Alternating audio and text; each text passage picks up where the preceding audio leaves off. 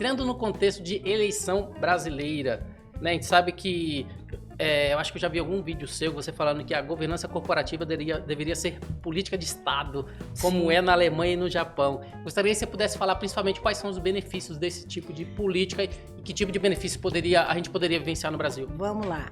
Quando a gente fala em governança do Estado, nós temos que pensar em duas palavrinhas que elas têm que estar.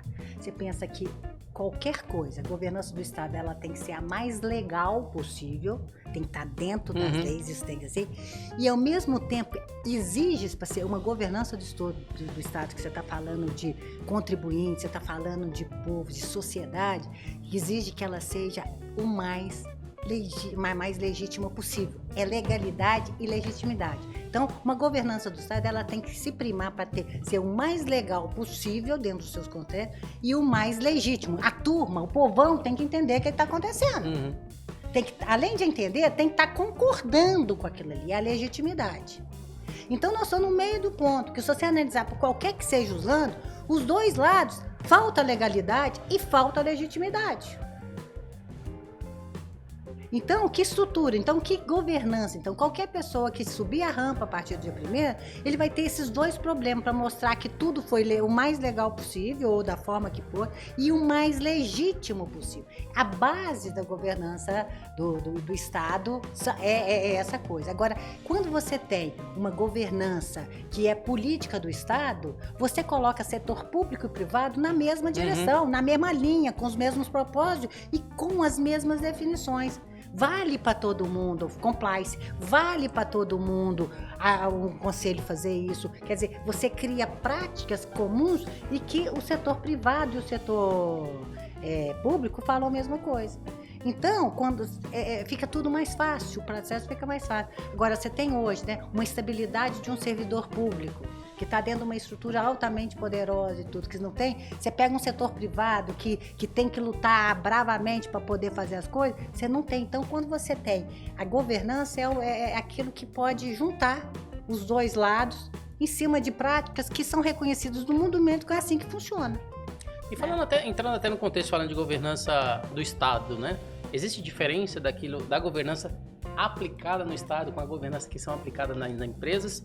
Ou os princípios são os mesmos? Não, você tem os princípios de governança que são 4. Vamos lá, né? Estamos falando, quando você fala de princípios de governança corporativa, você está falando de compliance, prestação responsável de contas, transparência e senso de justiça.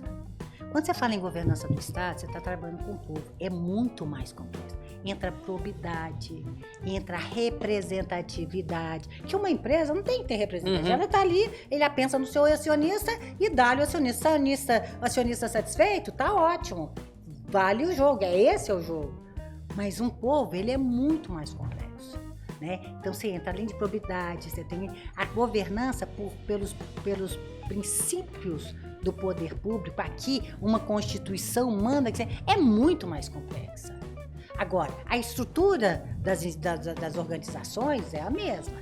Agora, se você pegar a nossa lei 13.303, que é a nossa lei das governanças das estatais e das empresas, né, de capital misto, e você pegar a nossa lei da sociedade, você vê que as empresas estatais brasileiras, com essa lei, ela é muito mais questionada, ela é muito mais toreada, ela é muito mais exposta, ela foi lançada em 2016, do que as empresas privadas brasileiras. O jogo para eles é muito mais complicado, né? Então, você tem aí ainda, por isso, não é a mesma coisa. Nós temos coisas agora que nós estamos trazendo para iniciativa privada que são da 13.303. Comitê de elegibilidade, por exemplo, das empresas, isso é necessidade de Estado que nós tínhamos ali. Então, nós estamos aprendendo. A governança do Brasil agora corporativa está vivenciando um momento fantástico. Né? Nós temos aí, fazendo parte do mundo grande agora, né? Assembleias gerais, com votos virtuais e tudo, mudou todo o mundo. Nesses últimos 2 anos, mudou toda a estrutura das empresas brasileiras, né? Então, é um momento muito interessante de você lançar essa guia para acompanhar esse movimento que é novo para todo mundo. Não tem gente experiente nisso. Porque o Brasil está vivenciando uma coisa nova. Outros países já tinham, mas dentro da nossa cultura, dentro do nosso contexto, por tudo que nós passamos, é único. Então, é o momento da gente pegar e acompanhar, porque nós estamos construindo esse novo modelo brasileiro agora nessa nova fase. Digital, transformação, disrupção. Fantástico a gente estar mexendo trabalhando esse assunto ali. Ou seja, a expectativa é que essa maturidade de governança, então, ela cresça muito, né? E se você analisar os nossos números de acordo com a governança mundial ali, nós estamos muito abaixo da média, né? Se você pegar Banco Mundial, a média brasileira é 44 em 100. Se você pega a competitividade brasileira, é 59 em 64. 64 é o número mais baixo. Se você pega, somos o benchmark mundial em corrupção do mundo sobre o quesito capilaridade. Nós conseguimos exportar a nosso modelo aqui para 28 países de corrupção. Ninguém chegou tão baixo. Nós temos um dever de casa imenso para fazer, sob o ponto de vista de credibilidade, do ponto de vista de probidade, sabe? Isso as nossas empresas e o nosso setor público, ele segura o tranco. A turma é boa, a turma sabe o que tem que fazer. Né? Então, esses 2 anos, né, se você analisar os dados brasileiros, você tem a performance da economia que segurou a nossa competitividade e o setor privado que fez a parte dele. Né? Empresas brasileiras, né, com seus 50 anos, já todo mundo, essa visão de governança familiar já começa a ficar muito mais próximo e tudo, né? Então, nós estamos vivenciando uma época de reconstrução nisso aí, ou de uma construção, né? Reconstrução é quando você... Uma construção em cima de um assunto que está mais próximo às empresas, que emerge, né, dentro dessas condições. E quando a gente fala, inclusive, do contexto do que está acontecendo agora, né, o mercado atual, a gente sabe que está acontecendo diversas manifestações, paralisações, né? Num bate-papo que a gente teve, não é só paralisação rodoviária, logo empresas vão pensar também nesse modelo relacionado que eu já ouvi aí no mercado, nas minhas buscas do que está acontecendo, né, com as pessoas, uma vez que eu sou do ramo de logística, eles falando de paralisações também marítimas, Sim. Né? O que a gente já sabe que isso para o Brasil acaba sendo ruim. Como que esse tipo de paralisação pode afetar a governança em si do país como um todo? Não, a governança já está afetando, né? Como é que vai fazer? Vai afetar os resultados do país. Isso. Independente do que acontecer, já afetou, né? Já afetou ali. Então, a questão, como nós falamos, a legitimidade agora desses movimentos é que vai ser questionado muito, e a legalidade. Então, é a questão da governança.